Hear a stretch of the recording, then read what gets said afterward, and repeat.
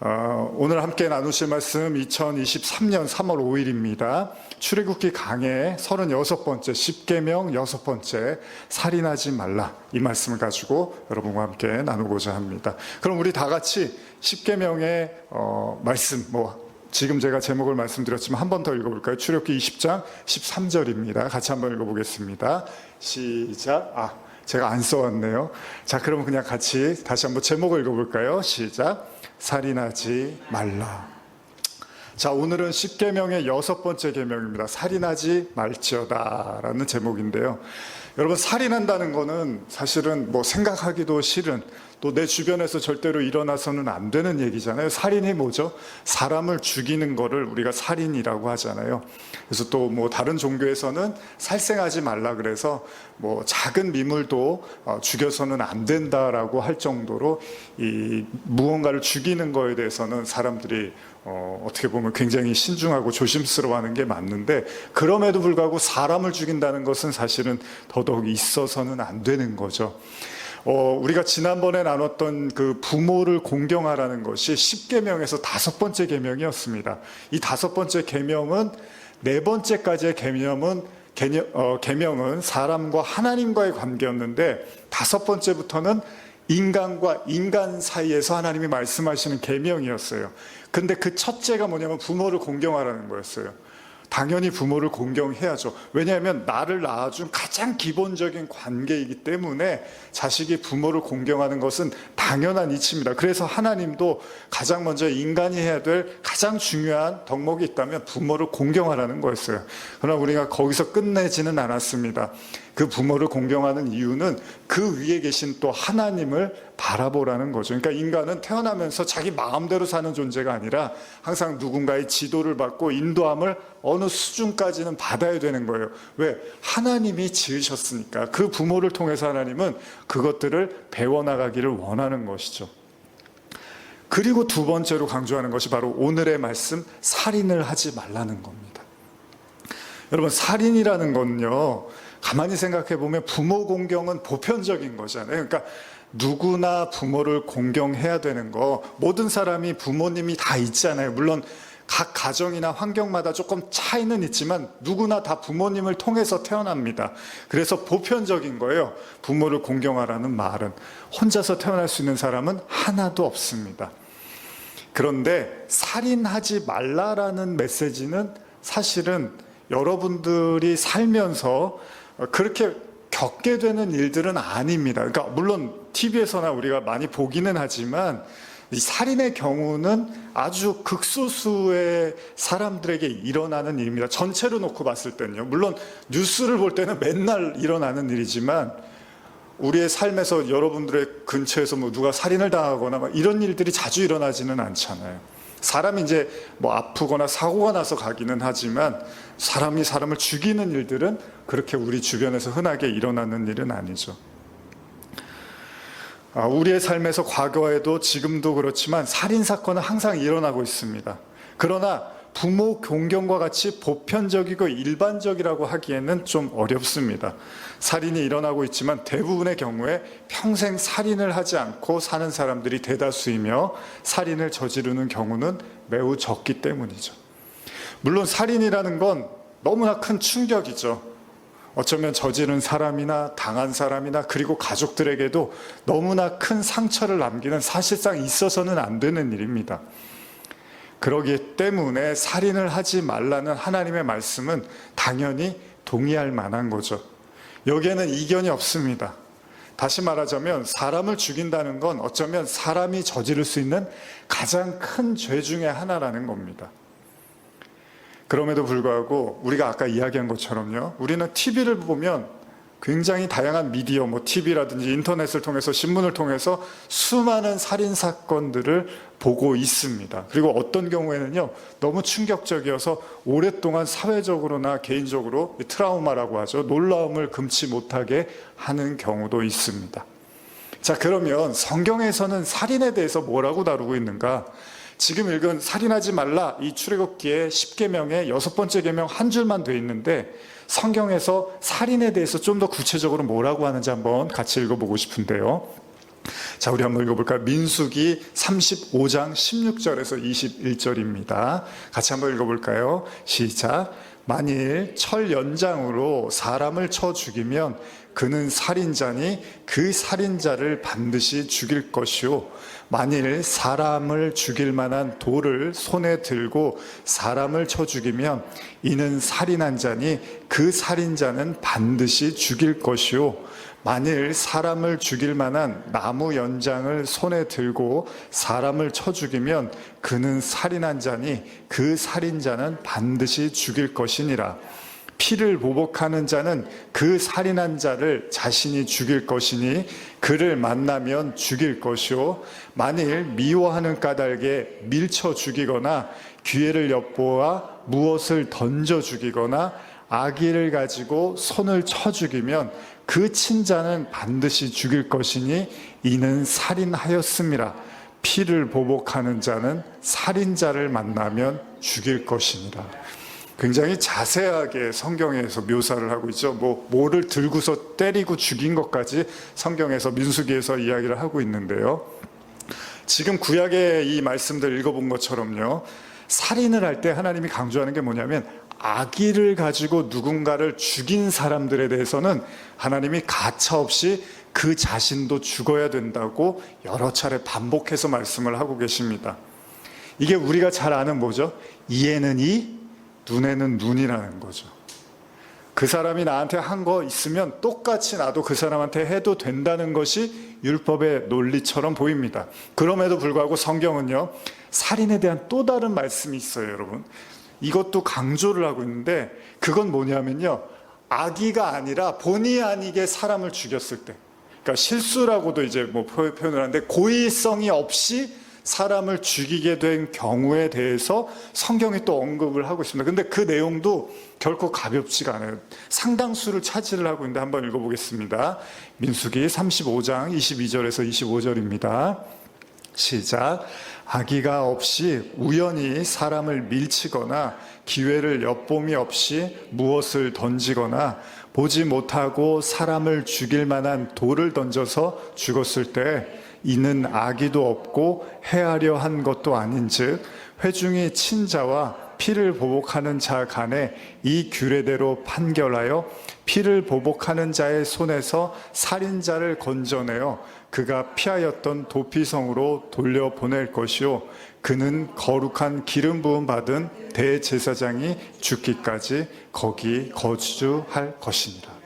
지금 읽으신 본문처럼 나쁜 의도로 하지 않은 살인에 대한 이야기도 성경이 하고 있습니다. 갑자기 제가 이 본문을 읽는데, 어렸을 때 제가 저를 아시는 분은 아시지만 원래 제가 앞니가 이렇게 부러져 있거든요, 이쪽 앞니가. 그래서 그걸 이렇게 다시 씌운 건데, 그래서 모르시는 분들은 그냥 모르시겠지만 자세히 보면은 앞니가 부러져서 잇몸이 이렇게 이렇게 약간 죽어 있다 그러죠. 근데 그게 왜 그러냐면 초등학교 때 아마 저학년이었던 것 같은데 2학년인가 1학년인가 그런 것 같은데 조회를 하는데 이렇게 서서 애들끼리 킥킥거리고 장난치고 그러다가 하하하 제가 이렇게 하늘 보고 웃었는데 그때 돌이 날라와서 여기 딱 맞은 거예요. 그래서 앞니가 딱 부러진 거예요.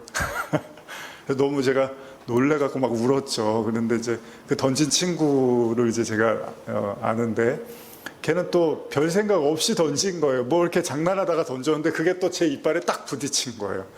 그래서 이제 저희 어머니와 그 친구의 어머니가 만나서 치과에 가고 이렇게 해서 이제 했었는데, 고의성이 없이 이제 그런 경우들이 있잖아요. 그러니까 악의를 가지고 하지 않았는데 장난으로 그냥 한 건데 또 그 하필 제 이빨에 와서 맞아버린 거예요. 그런 것처럼 우리 삶에서도 사실 그런 일들이 많이 있죠. 지하철 같은 거 타다 보면요, 악의적인 마음이 아닌데 발을 밟기도 하고요, 밀치기도 하고 가방 때문에 꾹꾹 이렇게 하다 보면 옆 사람이 왜 이래 이러기도 하고, 그러니까 여러 가지 일들이 우리 살면서 많이 있잖아요. 지나가다가 어깨를 탁 치기도 하고요.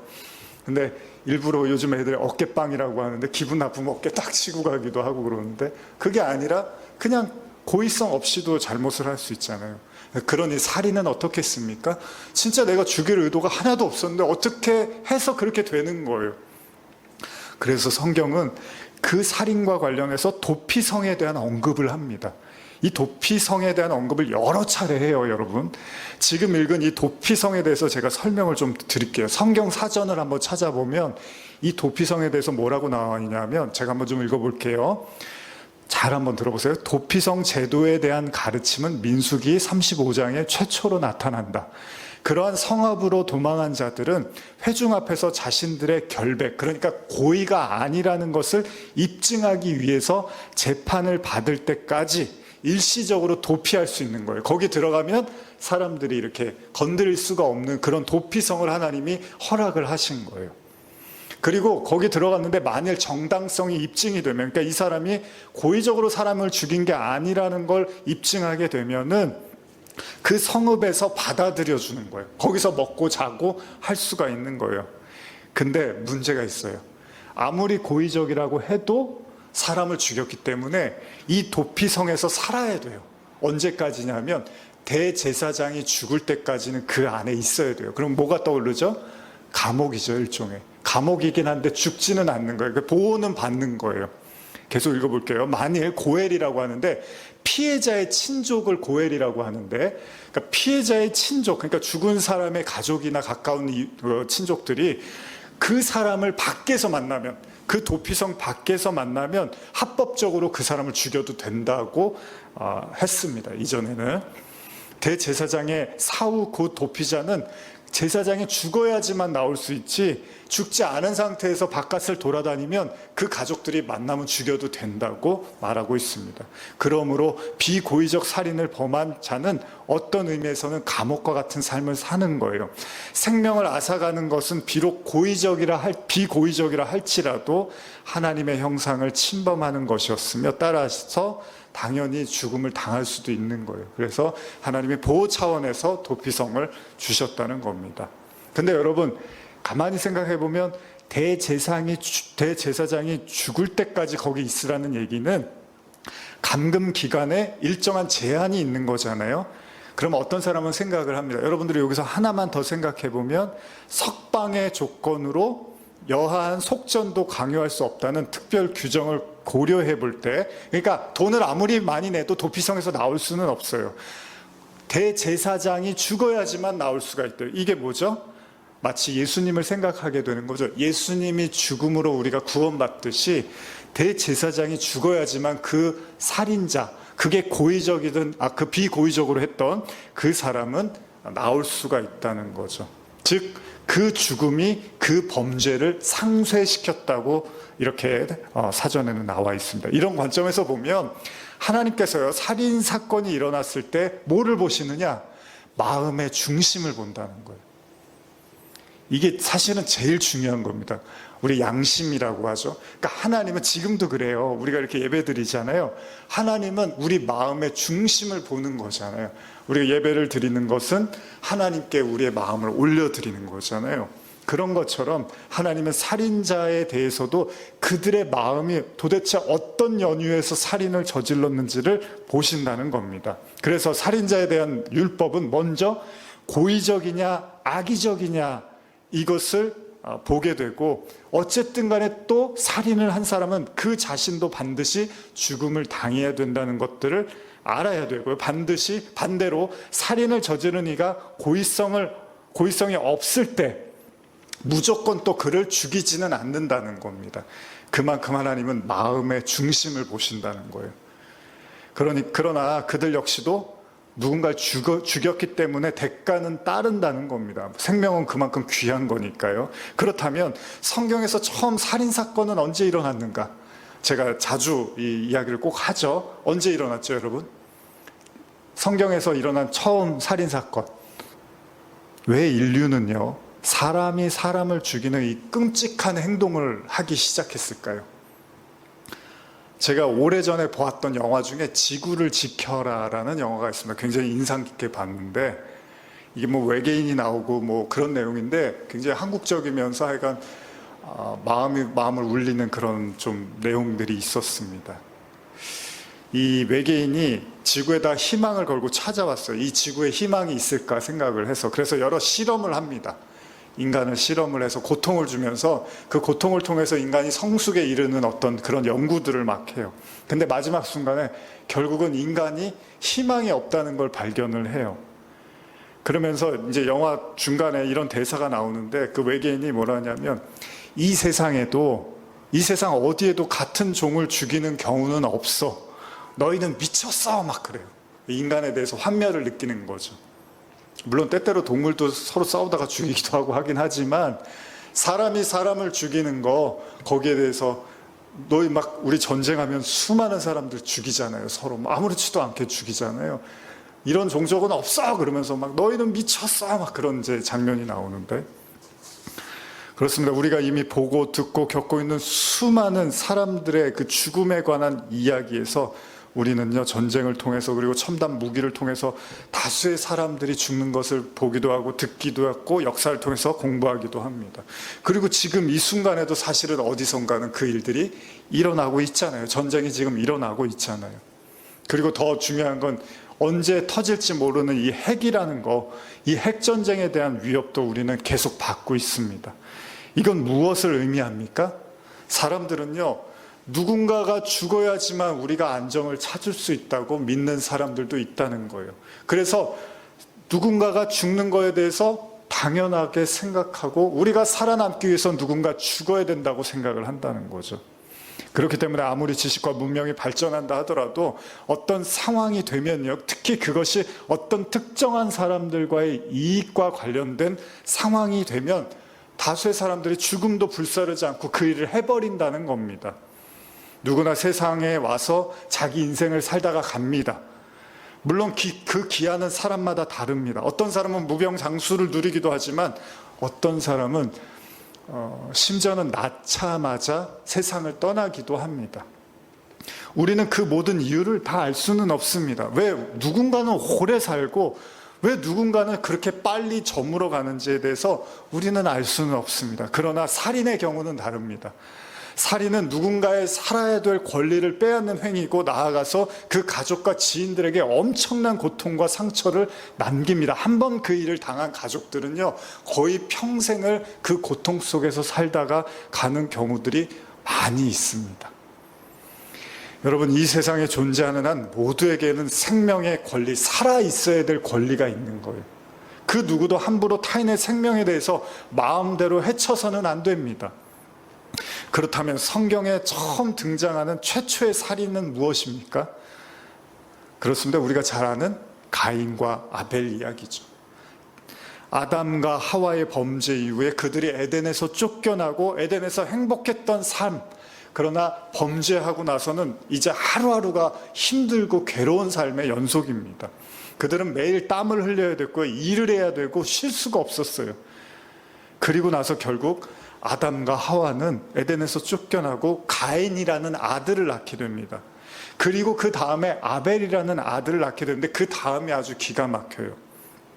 이 가족이 형성이 됐는데, 죄를 짓고서 처음으로 가족이 형성이 됐는데, 이 아담과 하와의 아들들이 하는 행태, 특별히 이제 가인이죠. 이 가인에게 문제가 생깁니다. 이 가인과 아벨의 형제 사이가 그렇게 좋지가 않아 보입니다. 우리가 잘 아는 것처럼 가인과 아벨이 어느 날 하나님께 제사를 드립니다. 가인은 땅의 소산으로 드리고 아벨은 양의 첫 새끼와 기름으로 하나님께 드립니다. 문제는 이후에 하나님이 가인의 제사는 안 받습니다. 동생 아벨의 제사는 받았어요. 근데 하나님이 가인의 제사를 안 받으셨어요. 여기서 이제 어마어마한 문제가 일어납니다. 가인이 격분을 합니다. 한번 읽어볼까요? 창세기 4장 6절에서 7절입니다. 시작. 가인과 그의 재물은 받지 아니하신지라 가인이 몹시 분하여 안색이 변하니 여호와께서 가인에게 이르시되 내가 분하여 함은 어찌 됨이며 안식이 변함은 어찌 됨이냐 내가 선을 행하면 어찌 낯을 들지 못하겠느냐 선을 행하지 아니하면 죄가 문에 엎드려 있느니라 죄가 너를 원하나 너는 죄를 다스릴지니라. 가인이 얼굴이 확 바뀝니다. 그러면서 성경이 이렇게 기록되잖아요. 이 가인에게서 이 죄의 본성을 하나님이 보신 거잖아요. 그래서 하나님이 너가 그렇게 분을 내는 건 뭐냐? 그러면서 그의 마음에 대한 문제를 말씀하세요. 왜요? 가인의 마음에 미움과 증오와 분노 그리고 폭력적 광기가 마음에 스물스물 올라오기 시작합니다. 하나님이 가인에게 말씀하시죠. 제가 현대어로 한 번 더 읽어드릴게요. 4장 7절인데 네가 잘하였다면 어째서 내가 내 재물을 받아들이지 않겠느냐? 어째서 고개를 들지 못하느냐? 내가 못된 생각을 갖고 있다면 죄가 내 마음의 문 앞에 도사리고 앉아있다가 급기야는 너를 집어삼키고 말 것이다. 너는 그러니 너의 마음을 잘 다스려라 하리라. 이렇게 말씀을 하세요. 다스려야 하리라.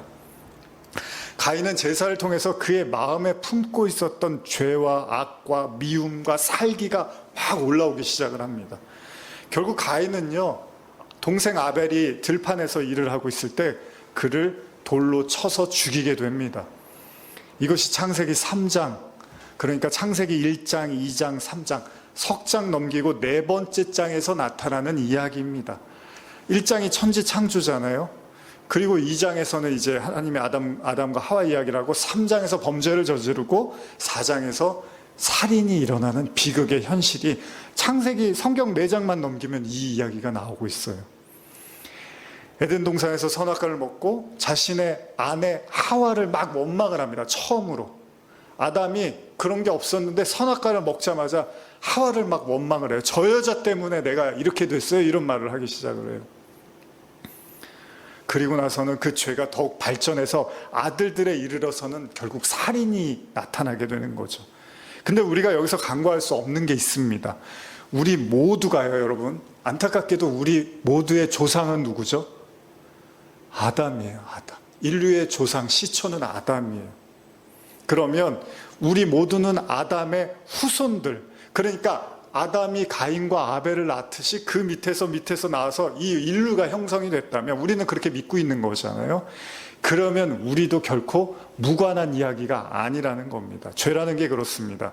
죄라는 건요, 드러나기도 하지만 감춰져 있기도 합니다. 그러니까 우리가 겉만 보고 사람을 절대 평가할 수가 없어요. 겉으로 봤을 때는 정말 허우대가 멀쩡하고 아무 문제 없고 착한 사람 같은데 그 속은 어찌할지 우리는 몰라요. 10길 물속은 알아도 한 길 사람 속은 모른다고 하잖아요. 죄는 그렇게 단순한 게 아니라는 겁니다. 성경도요, 사람의 마음을 아는 것이 매우 어렵다고 해요. 때때로 우리는 어떻죠? 우리 자신도 잘 모르겠잖아요. 내가 내 자신도 잘 모르겠잖아요. 여러분, 살인자가 처음부터 살인을 한 건 아니겠죠. 가인처럼 그는 아벨과 큰 문제 없이 지냈을지도 모릅니다. 그러나 어느 순간이 오자 그의 마음에 감춰져 있던 악의 현실이 마음속에서 작동하면서 현실로 나타나기 시작한 거예요. 현실에서 작동하기 시작한 거예요. 그리고 그 악은 바로 자신의 아버지 아담이 먹은 선악과의 저주에서 비롯된 겁니다. 죄는 이렇게 대물림이 된다는 거예요. 여러분, 다윗 이야기 사무엘하 보시면 다윗이 죄를 짓고 결국 그 죄가 아들들한테도 대물림돼서 나타나는 걸 우리는 보게 됩니다. 결국 아담은 가인의 살인을 보면서 무슨 생각을 했을까요? 아이고, 내가 낳은 애가 저렇구나. 그러면서 가인을 원망했을까요? 물론 가인도 원망했겠지만, 아이고, 이게 다 내 탓이구나. 부모님들 그런 말씀 많이 하시잖아요. 자식들이 문제 생기고 어려움이 있고 그러면 이게 내가 못나서 내가 부족해서 일어난 일이야. 이게 부모님의 마음이잖아요. 아마 가인도 철저하게 아마 아담도 그 가인을 보면서 아이고, 이게 다 내 탓이구나 이랬을 거예요. 제가 다윗 이야기도 했지만 여러 번 강조했지만 사무엘 상에서 다윗은 어떤 사람이죠? 천사입니다. 사무엘 상에서는 아주 천사예요. 그 원수 같은 사울한테 이렇게 친절할 수가 없어요. 자기를 죽이려고 그냥 눈을 새파랗게 뜨고 다니는 그 사울 왕에게 다윗은 용서는 다 하고 한 번도 그 반항을 하지, 저항을 하지를 않아요. 그냥 도망만 다녀요. 그런데 사무엘 하에서의 다윗은 완전히 다른 사람으로 돌변을 합니다. 그는 자신의 욕망을 위해서 한 남자의 아내를 취합니다. 그것도 남편이 있는 여자를 취해요. 그리고 심지어는 그 남편이 알까봐 그를 죽이려고 살인 교사를 합니다. 하나님은 이걸 좌시하지 않습니다. 결국 다윗은 살인을 저질러요. 하나님은 굉장히 다윗에게 그 죄의 값을 물어서 아주 오랫동안 다윗을 힘들게 하고 그 아들 때문에 많은 고통을 당하게 됩니다. 이때 다윗이 이런 고백을 하죠. 시편 51편 3절에서 5절인데 한번 읽어볼까요? 시편 51편 3절에서 5절입니다. 시작. 물은 나는 내 죄가를 아오니 내 죄가 항상 내 앞에 있나이다. 내가 주께만 범죄하여 주의 목전에 악을 행하였사오니 주께서 말씀하실 때 의로우시다 하고 주께서 심판하실 때 순전하시다 하리이다. 내가 죄악 중에서 출생하였으며 어머니가 죄 중에서 나를 잉태하였나이다. 다윗이 뭘 느끼죠? 내 근본이라는 게, 나라는 인간이 결국 어쩔 수 없이 그 죄악, 아담의 유전에 의한 결과물이었구나. 내 어머니 역시도 죄악에 있었고 나도 그 속에서 나왔구나라고 그걸 다윗이 고백을 하더라는 거예요. 여러분, 아무리 다윗이 하나님을 사랑한다 해도요, 하나님 말씀대로 산다고 해도 그조차 피해갈 수 없는 인간의 실존이라는 게 그렇다는 거예요. 성경은 그렇게 말해요. 그러니까 아무리 깨끗한 척, 아무리 나는 법 없이 살 수 있을 거라고 그렇게 막 우리가 존경하고 환영하는 인간도 하나님은 그 속 안에 분명히 그 원죄, 아담의 죄의 유전자를 갖고 있을 거라고 하나님은 확실하게 말씀하신다는 거예요. 근데 사람만 저 사람은 되게 훌륭할 것 같아, 저 사람은 정말 법 없이도 살 것 같아, 우리는 그렇게 속을 수 있는데 하나님은 절대 속지 않는다는 거예요. 제가 얼마 전에 말씀 묵상하다가 그런 생각했는데, 여러분, 몸집이 크면 그만큼 그림자도 큰 거잖아요. 그 사람이 선해 보이면요, 그만큼 그 사람의 어두움도 클 수 있어요. 그 사람이 선이 작으면 그 어두움도 작을 수도 있고, 그 사람의 선이 커 보이면 그 사람의 어두움도 그만큼 클 수 있다는 거죠. 누구나 다 그림자가 있는 법이라는 거예요. 여러분, 개그맨들이 막 나와서 웃긴다고 해서 그 사람들이 막 발든가요? 그 사람들이 정말 행복하게 막 맨날 웃기면서 사나요? 집에 가면은 사람들하고 말도 하고 싶지 않다고 그러잖아요. 웃긴 얘기하면 너 장난해? 막 오히려 화를 내고. 인간의 그늘은 어쩔 수가 없다. 그래서 사람을 하나님 그림자로 줬나 봐요. 햇빛이 쨍쨍거리는데 가면 갈수록 그림자도 선명해지는 거죠. 저와 여러분도 예배 드리는 건 하나님의 빛에 노출되는 거잖아요. 그러면 동시에 우리의 어두움도 명확해지는 거예요. 그게 나쁜 게 아니에요, 여러분. 그래서 예배 드리면 난 너무 행복하고 아무 문제 없고, 그게 꼭 좋은 게 아니에요. 진짜 여러분들이 예배를 잘 드리면 내가 어두움도 보이는 거예요. 내 마음의 그늘과 상처, 아픔도 스물스물 올라오는 거예요. 그거 좋은 거예요. 왜? 하나님이 그걸 이렇게 끌어안아 주시고 용서해 주시려고 하는 거니까. 다윗은 자기도 어쩔 수 없는 사람이라는 걸 깨닫게 되는 거죠. 그래서 예수님이 아예 대놓고 유대인들과 바리새인들한테 이런 말씀을 하세요. 요한복음 8장 44절 한번 읽어볼까요? 시작. 너희는 너희 아비 마귀에게서 났으니 너희 아비의 욕심대로 너희도 행하고자 하느니라.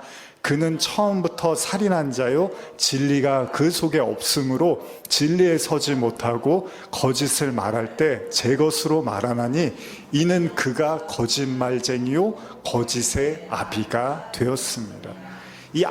마귀를 이제 유대인들이 이 얘기 듣고서 아주 화가 납니다. 아니, 감히 우리 보고 마귀의 자녀?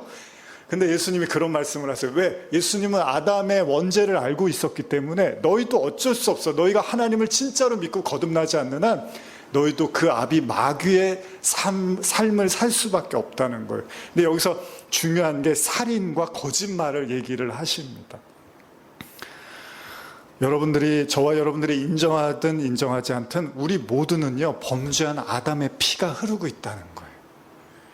그래서 우리가 옛날 분들은 그러면 저 나쁜 피, 막 더러운 피 이런 표현을 하시잖아요. 근데 인간은 다 아담의 피를 가진 사람이니까 굳이 그렇게 말하면 인간의 피는 다 나쁜 피예요. 근데 예수님의 피만 거룩한 보혈이라고 하죠. 그러니까 아무리 사람이 사람을 갖고 함부로 나쁘다, 더럽다, 나쁜 피다, 더러운 피, 좋은 피 이런 말 쓰면 안 되는 거예요. 인간은 아담의 그 죄의 피를 다 가지고 흐르고 있어요. 그런데 우리가 예수 그리스도를 영접한 자들이 그 안에 그리스도의 피로 우리가 깨끗해지는 거예요. 이거밖에 없어요. 예수의 피가 흐르느냐, 예수의 성령이 흐르느냐 아니냐의 문제지, 사람을 가지고 뭐 유전자가 저 사람은 좋고 나쁘고, 하나님은 그런 거 없어요. 인간은 다 아담의 원죄를 가지고 있다고 말씀하고 계십니다. 우리 또한 우리 인생을 살면서요, 그래서 느끼는 거예요. 내가 이런 사람이 아닌 줄 알았는데, 내가 이런 사람이었구나라는 걸 새록새록 느끼는 거예요. 신앙생활을 하다 보면. 나는 그래도 이렇게 나쁜 사람이 아닌 줄 알았는데, 이제 보니까 내가 이랬네, 내가 이런 사람이네, 이런 걸 자꾸 느끼는 거예요. 그게 뭐죠? 그게 자기 부인이고 회개라는 겁니다. 그렇기 때문에 어쩌면 인간은 다 피장파장이라는 거예요. 거기서 거기에요. 거기서 거기에요. 근데 도토리 키재기 하면서 내가 조금 더 잘나면 막 되게 잘난 줄 알고, 내가 못나면 또 되게 못난 줄 알고, 그게 인간의 어떤 현실이라는 거예요. 여러분, 밑에서 재면은 키가 뭐 5cm, 10cm죠. 하늘에서 보면 다 똑같잖아요, 사실은. 그런데도 불구하고 서로를 손가락질하고, 내가 더 깨끗하니, 네가 더 깨끗하니, 내가 더 더럽니, 네가 더 더럽니, 이러면서 인간은 산다는 겁니다. 그렇기 때문에 예수님도 일찍이 바리새인들과 유대인들 향해서 이런 말씀을 하시는데요. 한번 읽어볼까요? 마가복음 7장 18절에서 23절입니다. 시작. 예수께서 이르시되 너희도 이렇게 깨달음이 없느냐? 무엇이든지 밖에서 들어가는 것이 능히 사람을 더럽게 하지 못함을 알지 못하느냐? 이는 마음으로 들어가지 아니하고 배로 들어가 뒤로 나감이라. 이러므로 모든 음식물을 깨끗하다 하시니라.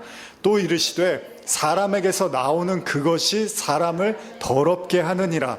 속에서 곧 사람의 마음에서 나오는 것은 악한 생각, 곧 음란과 도둑질과 살인과 간음과 탐욕과 악독과 속임과 음탕과 질투와 비방과 교만과 우매함이니 이 모든 악한 것이 다 속에서 나와서 사람을 더럽게 하느니라. 성경은 그런 거예요. 밖에서 들어오는 게 사람을 더럽히는 게 아니라 안에서 나가는 게 사람을 더럽히는 거예요. 우리 몸에서 실제로 나가는 거, 콧물, 침, 소변, 대변, 귀지개, 손톱, 발톱. 실제로 몸도 그렇죠. 우리 몸에, 여러분들 몸 이렇게 손톱을 누가 이렇게 좋아하는 사람은 없죠. 우리 몸에 나가는 것들이 깨끗하지를 않아요. 침도 그렇고. 예수님이 말씀하시는 거예요. 이 인간의 마음에서 나오는 게 나쁜 거지 밖에서 들어오는 건 나쁜 게 하나도 없다는 거예요. 하나님이 다 선하게 지었는데 인간의 마음만 그렇게 부패해 있다는 말씀을 하시는 거죠.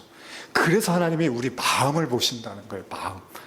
하나님이 경멸하시는 게 뭐냐? 위선이라는 거예요. 위선. 이건 훗날에 예수님도 강조를 하시죠. 위선이 뭐죠? 거룩한 척, 착한 척, 안 그런 척, 깨끗한 척, 이런 걸 위선이라고 하잖아요. 특히 예수님은 바리새인과 율법주의자들의 위선에 대해서 굉장히 불쾌해하셨습니다. 심지어는 경멸하셨어요. 위선은 아까도 말씀드린 것처럼 속으로는 그렇지 않은데 겉으로만 해서 그냥 깨끗한 척, 거룩한 척, 의로운 척 하는 거. 물론 그렇다고 속에는 말 다 하고 살 수는 없잖아요. 여러분들 얼굴 봤는데 너는 얼굴 이렇게 갈수록 못생겨지니? 뭐 이런 말 할 수는, 그런 말을 하지 않잖아요. 그러나 그런 의미가 아니라 진짜 마음의 중심은 그렇지 않으면서 의로운 척 사람들에게 높임을 받으려고 하는 그들의 태도를 예수님은 경멸하셨다는 겁니다. 여기서 예수님이 산상수훈에 대한 말씀을 하시는데 뭘 말씀하시냐? 십계명에 대한 언급 중에 살인에 대한 말씀을 하십니다. 자, 이게 중요한 게 우리가 계속 십계명을 들으면서 예수님은 뭐라고 하셨는지를 나눴잖아요. 그러면 이 살인에 대해서도 예수님은 어떻게 말씀하셨는지 한번 보겠습니다. 마태복음 5장 21절 22절입니다. 시작. 옛사람에게 말한 바 살인하지 말라. 누구든지 살인하면 심판을 받게 되리라 하였다는 것을 너희가 들었으나 나는 너희에게 이르노니 형제에게 노하는 자마다 심판을 받게 되고 형제를 대하여 나가라 하는 자는 공회에 잡혀가게 되고 미련한 놈이라 하는 자는 지옥불에 들어가게 되리라. 현대로 한번 더 읽어드릴게요. 22절 이하. 그러나 나는 이 조문에 덧붙여 말한다. 까닭 없이 형제에게 화나는 자는 심판을 받을 것이며 어리석다고 욕하는 자는 법정에 끌려갈 것이며 형제를 저주하는 자는 지옥불 속에 던져질 것이다. 그러므로 만일 내가 성전 제단 앞에 서서 하나님께 제물을 드리려고 할 때 내가 원한을 품은 형제가 생각나거든 그 제물을 제단 앞에 그대로 두고 가서 그에게 사과하고 화해하라. 그리고 와서 제물을 하나님께 드려라. 한번 앉아 먹겠습니다.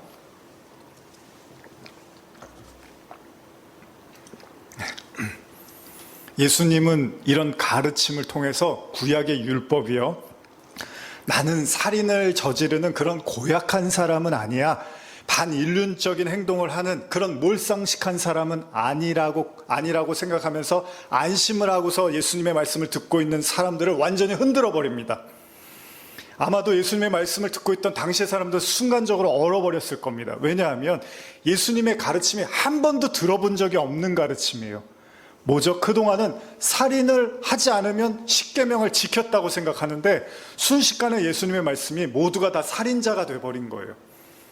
뭐죠? 예수님의 말씀의 요지는 마음으로 형제를 미워하고 무시하거나 화를 내는 자 또한 살인과 다르지 않다고 말씀을 하시는 겁니다. 더욱 놀라운 사실은요, 예수님이 이런 말씀을 하신 걸 가지고 나중에 사도 요한이 이 말씀을 확장을 합니다. 제가 강조하는 말씀인데, 자, 한번 오늘의 설교에 이제 이 마무리 가는 내용이잖아요. 마무리가 되는. 속으로만 미워해도 살인이다라고 예수님이 말씀하시고 사람들이 충격을 받습니다. 근데 나중에 사도 요한이 이런 말을 해요. 한번 읽어볼까요? 요한일서 2장 8절에서 11절입니다.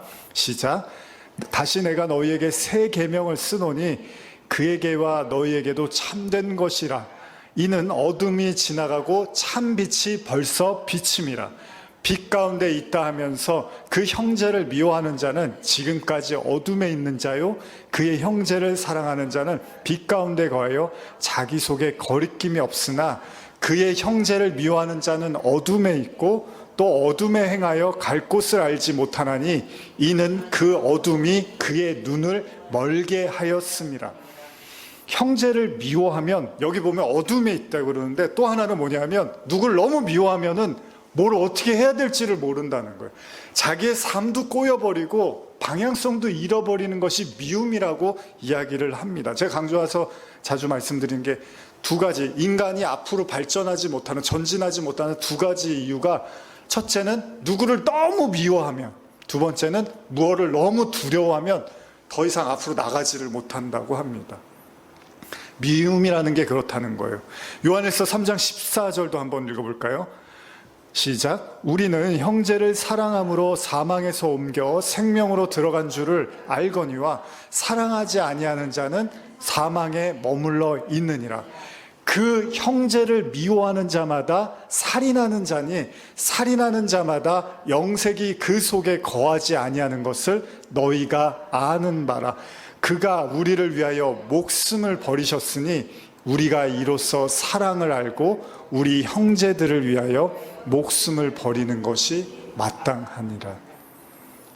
여러분들에게 질문 드리고 싶습니다. 이 지점에서 여러분들은 이 말씀을 동의하십니까?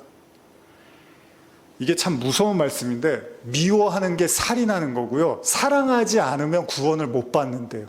그러니까 미워하지 않아도 사랑을 안 하면 그것도 구원을 받지 못한대요.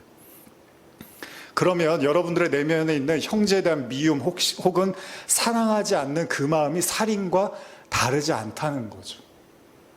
이게 되게 어려운 말씀입니다. 내가 안 미워했어, 거기서 만족하는 게 아니라 사랑하지 않는 것도 구원을 못 받는데, 그게 살인하는 사람하고 똑같은 거잖아요. 그럼 구원 못 받는다는 것. 그러면 여러분들은 그걸 인정하실 수 있겠습니까? 아, 내가 사랑하지 않으니까 나는 구원받지 못한 사람이네라고 받아들이실 수 있습니까? 그렇다면 우리는 지금 이 말씀대로라면 모두가 다 살인한 자들이 맞고 살인을 했거나 또 누군가를 지금 미워하고 있으면 지금도 살인을 하고 있는 게 되는 거죠. 우리가 모두 범죄한 아담의 후손이라면, 그리고 그 아비 마귀를 통해서 죄의 영향 속에 있다면 결국 우리도 표면적으로는 드러나지 않지만 결국은 살인한 자라고 지금 예수님은 우리에게 꼬집어서 말씀하고 계시다는 겁니다. 혹시 마음으로 인정하기 어려울 수도 있습니다. 그러나 기독교인으로서 굉장히 중요한 증거가 하나 있습니다.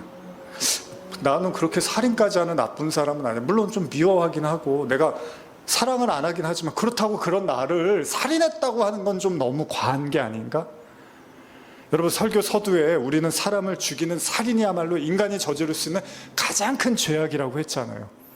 그리고 우리가 여기에 덧붙인다면 인륜이나 천륜이라고 여기는 가족, 특히 뭐 부모를 죽인다거나 또 자녀를 죽인다거나 이런 거는 더 나쁜 죄잖아요. 근데 우리가 이런 뉴스들을 많이 보고 있어요. 요즘 많이 보고 있습니다. 어쩌면 이보다 더 큰 죄가 있겠느냐라고 생각할 그 죄가 있는데, 여러분, 이것보다 더 큰 죄가 있다면 뭘까요? 여러분들이 생각하시는 인간이 지을 수 있는 가장 큰 살인, 부모나 자녀, 가족을 죽이는 것보다 더 나쁜 죄가 있다면 뭘까요? 바로 신에 대한 죽음이겠죠. 하나님을 죽이는 것. 근데 불가능하잖아요. 하나님은 눈에 안 보이니까. 여러분, 가인과 아벨에서 가인이 왜 아벨을 죽인 줄 아십니까? 하나님한테 화가 나서 보이는 아벨을 죽인 거거든요. 아니, 내 제사를 안 받으세요? 하나님한테 격분해서 동생을 죽여버렸어요. 왜? 동생의 제사는 받았으니까. 그게 하나님한테 화가 난 걸 행동한 거거든요. 그럼 우리는 언제 하나님을 죽였죠? 바로 예수님을 통해서 우리가 하나님을 죽인 자들이죠. 예수님의 십자가가 바로 여러분과 저의 죄잖아요. 사도행전 7장 51절에서 53절입니다. 목이 곧고 마음과 귀에 할례 받지 못한 사람들아, 너희도 너희 조상과 같이 항상 성령을 거스르는도다. 너희 조상들이 선지자들 중에 누구를 박해하지 아니하였느냐? 의인이 오시리라고 예고한 자들을 그들이 죽였고, 이제 너희는 그 의인을 잡아준 자요 살인한 자가 되나니 너희는 천사가 전한 율법을 받고도 지키지 아니하였도다 하니라. 이게 사도행전 7장의 스데반 집사가 유대인들 향해서 했던 설교예요. 그러면 유대인들이 예수님을 죽였잖아요. 그런 얘기를 하는 게 아니죠. 예수님은 모든 인간이 거부하고 죽인 거란 말이에요. 그래서 저와 여러분들, 교회 다니는 모든 사람들 하나 깨달아야 되는데, 우리는 다 예수님을 십자가에 못 박은 사람들이잖아요.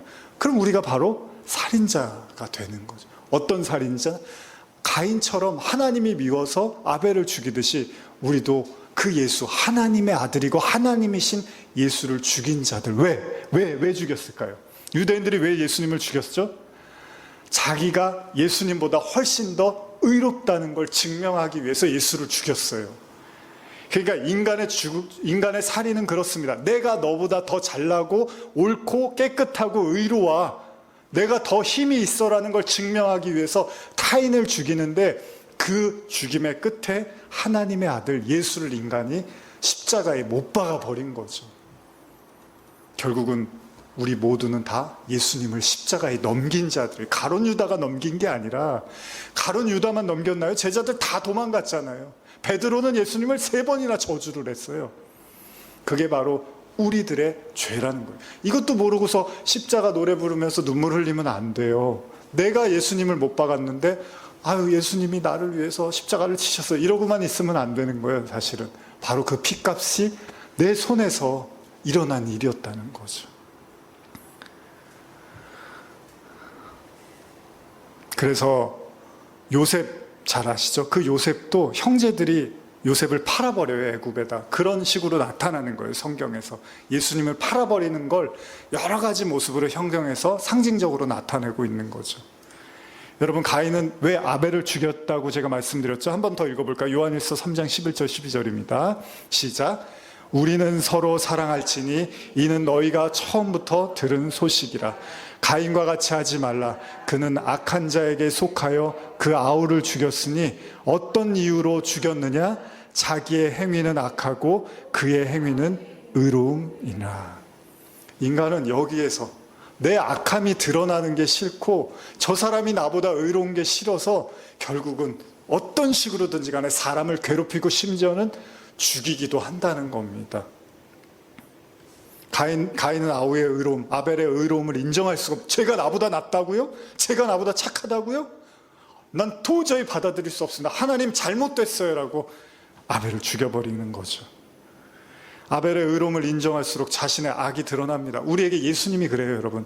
이제 예배를 마무리하면서, 설교를 마무리하면서 예배를 드리면요, 우리가 한 가지를 깨닫습니다. 뭐냐 하면 우리가 예수님을 믿으면 믿을수록요, 바울도 그런 말을 했지만 내가 그렇게 선하지 않다는 게 다 드러나요. 그리고 심지어 바울은 뭐라고 하죠? 선한 게 내 안에 하나도 없다라고까지 말을 해요.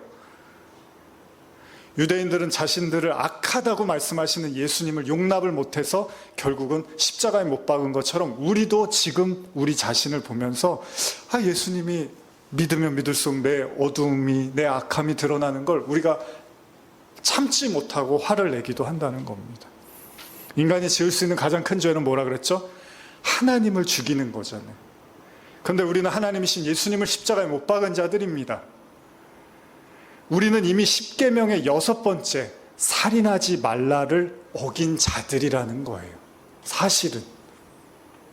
그래서 예수님이 구약에서 제사를 자꾸 지내라고 하는 게 짐승을 가지고 죽이고 그 짐승에게 죄를 전가해서 죽이라는 게 사실은 우리가 그렇게 살인하는 자들이라는 걸 보여주시기 위함이었던 거죠. 사실 살인한 자는 어떻다 그랬죠? 다 죽는 게 마땅하다고 했어요, 성경에서, 구약에서. 그 이야기대로 한다면 우리는 율법대로 하면 모든 인류는 죽음을 면할 수 없는 자들이라는 거예요. 그게 가인과 아벨 사건의 교훈입니다. 인간은 다 그렇다는 거예요. 근데 여러분, 복음은 여기서 끝나지 않습니다. 제가 이게 언젠가 한번 그 청년 수련회 갔을 때 이 메시지를 나누면서 제가 막 흥분을 했는데, 여러분, 인간이 지을 수 있는 가장 큰 죄가 하나님에 대한 죽음이라면 예수님을 죽임을 통해서 하나님을 죽인 거잖아요. 그런데 예수님이 뭐라 그러세요? 그거를 인정하고 회개하면 용서를 해주시겠다는 거예요. 그럼 그 얘기는 뭐냐면요, 인간이 지을 수 있는 최고의 죄를 용서받은 사람이면 그에게 더 이상의 용서받지 못할 건 아무것도 없다는 걸 예수님이 인간이 지을 수 있는 최고의 죄를 짓게 하고 그걸 용서해버림으로써 다 죄를 덮어주시는 겁니다. 다시 말하면 여러분과 제가 내가 아담의 그 피, 아담의 죄의 유전자를 가진 그 죄인이 맞네요라고 인정하고 내가 하나님까지도 예수님까지도 못 박은 자가 맞네요라고 진심으로 여러분들이 인정하고 고백하면 이제 여러분들이 인생에서 앞으로 과거, 현재, 미래에서 용서받지 못할 그 어떤 죄도 존재하지 않는다는 겁니다. 그걸 죄에서 자유를 얻었다는 거죠. 그래서 예수님의 십자가가 위대한 거고, 여러분들의 이 사순절, 고난주간, 부활주의를 통해서 여러분들이 이 죄로부터 자유함을 얻는 기쁨을 누려야 되는 것입니다. 진정한 여러분들이 주님의 완전한 용서와 사랑, 이것을 경험할 수 있는 건 바로 우리가 우리의 죄를 인정하고 고백할 때 우리는 진짜 자유를 누리게 되는 거죠. 요한일서 1장 8절에서 10절 한번 읽어보면서 마무리하겠습니다. 같이 한번 읽어볼까요? 시작. 만일 우리가 죄가 없다고 말하면 스스로 속이고 또 진리가 우리 속에 있지 아니할 것이요, 만일 우리가 우리 죄를 자백하면 그는 미쁘시고 의로우사 우리 죄를 사하시며 우리를 모든 불의에서 깨끗하게 하실 것이요, 만일 우리가 범죄하지 아니하였다 하면 하나님을 거짓말하는 이로 만드는 것이니 또한 그의 말씀이 우리 속에 있지 아니하리라. 여러분과 제가 이 십자가를 통하여 우리의 죄를 인정하고 고백하면 바로 우리가 예수님을 십자가에 못 박은 살인한 자들임을 인정할 때 더 이상 우리 용서받지 못할 죄는 없습니다. 혹시 여러분들의 마음에 죄책감이라든지 계속 우리의 마음을 불편하게 만드는 어떤 생각들이 있다면 예수님의 십자가 앞에 다 내려놓으십시오. 진심으로 죄를 자백하면 용서받지 못할 그 어떤 죄도 없습니다. 그게 그리스도인의 축복입니다. 기도하시겠습니다.